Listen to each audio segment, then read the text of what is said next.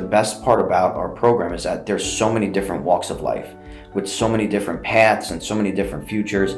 So it's kind of like, a mix of like a cross between a college alumni program and, an addictions, centers program. So, like I said, we're offering that support. We're doing, check-in calls. We are, hosting events, but it's really just ongoing support and resources. And then we tie that into the family department, which happens also on Zoom for right now. But we have like families that are involved that it doesn't matter which stage of the process their loved ones are in. Sometimes they're in detox, sometimes they're with us, sometimes they're clean and sober, they're in recovery, or they're struggling and they just don't know what to do. So it's not necessarily Al-Anon or Nar-Anon. It's more of just a support group.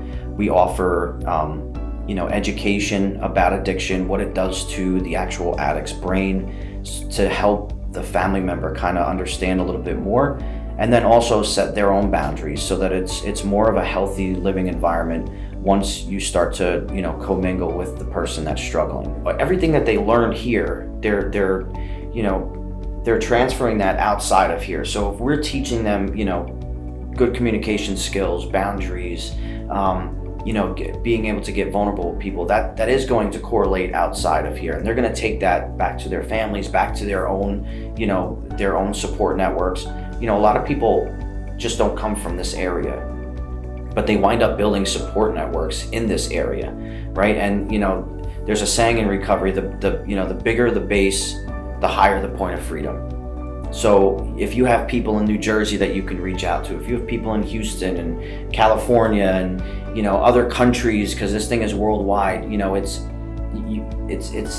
like, you feel like you're safe, you're secure. You can go to an airport and that's a big trigger for a lot of people.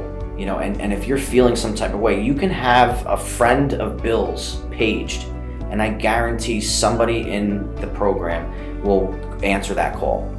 And it's a fellowship. It's a brotherhood, a sisterhood. Of people just trying to stay sober, trying to stay clean, one day at a time. And that's the best part, about having a support network, because they're not going to co-sign, my bull crap.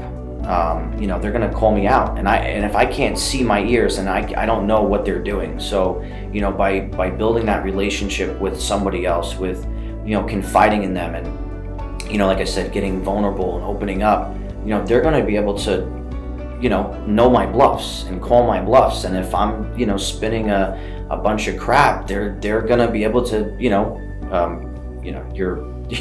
there's a problem going on, and maybe we should talk about that. Because it really just comes down to talking and getting open and vulnerable with people.